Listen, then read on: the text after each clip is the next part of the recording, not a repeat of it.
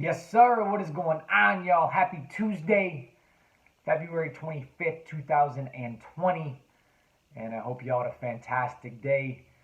Tuesday is coming to an end, and I think it's a phenomenal time for some reflection on our day and kind of see where we stand. And today was a good one for me. Got the opportunity to coach 3 fantastic sessions, so I'm kind of riding a high right now.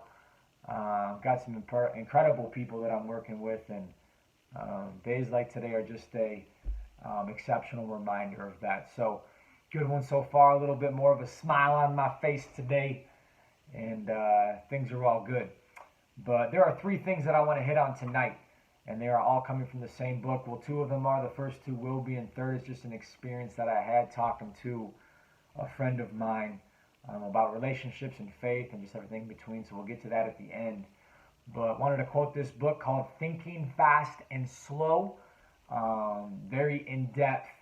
There's a lot of layers to this thing, but there's some very practical knowledge and quotes and ideas in here.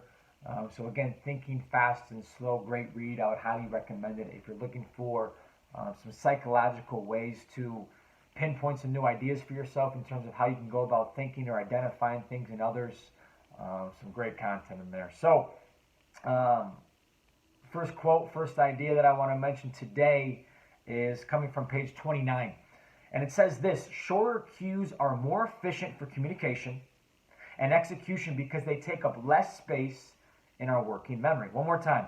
Shorter cues are more efficient for communication and execution because they take up less space in our working memory.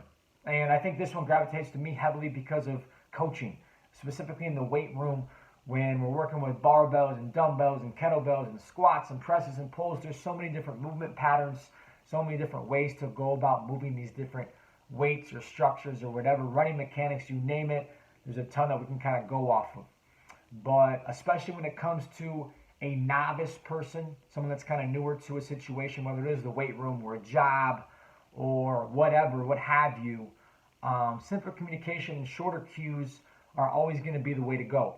So I actually learned this back in grad school. I try to implement it in my coaching and just communication in general. And this book kind of reminded me of this as well. So I try to re-implement this stuff even more so into what I have going on right now. But shorter cues and smaller words means this. So think about it, and I'm going to relate it back again to lifting. Think about squatting. You got a barbell on your back. You got some heavy weight there.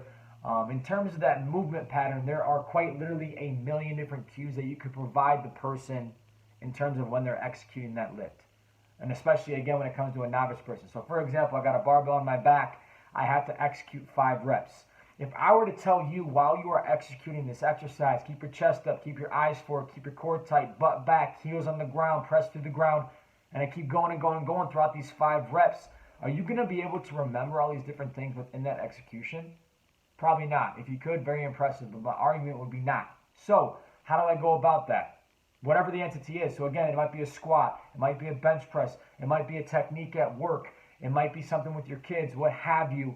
Try to identify 1, 2, or maybe 3 very specific and simple cues that they can execute while they're going through that stuff. So for example, when it comes to squat, I focus and tell people core tight, chest up. Core tight, chest up. Can we go into more specifics at a later time when they get a better feel for it? Yes, but if they can master those 2 things on the front end, the first couple interactions, maybe the first month or 2, whatever, core tight, chest up, core tight, chest up. If I keep implementing and telling them that stuff over and over, are they going to take to that a little bit more? I think yes. Because then there's a foundation of something instead of just throwing different pieces at them every single time. It's kind of fleeting when it comes to progress in that way. So shorter, simpler cues, especially when it comes to learning new skill sets. Don't throw the whole kitchen sink at them in one go. Try to be specific and simple and short when it comes to those cues. So I love that one right there. Shorter cues go a long way. Fantastic. Now, number 2, and I really like this one as well, going back to the communication piece, coming from page 63 of Thinking Fast and Slow. The quote is this: if you care about being thought credible and intelligent, do not use complex language when simpler language will do. One more time. If you care about being thought credible and intelligent, so if you want people to think you're smart, Do not use complex language when simpler language will do. We all know those people. We've probably been there ourselves. We come into a situation, we want to sound smart, we want to sound cool. We start talking these big, complex, long words that we may or may not know what they mean or whatever because we want to be that guy who knows the most. Don't do it. Don't do it. And what's really cool is I found that being around the best coaches or teachers, the most knowledgeable people in these different professions, they can simplify things for people with common language that allows for more people to be able to grasp these more complex ideas. So again, if you know this stuff, just like the back of your hand, all good. You don't have to express that to me. Can we get there eventually once I get to know you a little bit more, or maybe the situation calls for it? Yes, you can, without a doubt. But don't be the guy that walks in the room, he knows he's an expert, he just starts going for 20,000 hours about this, that, or the other. Don't do that.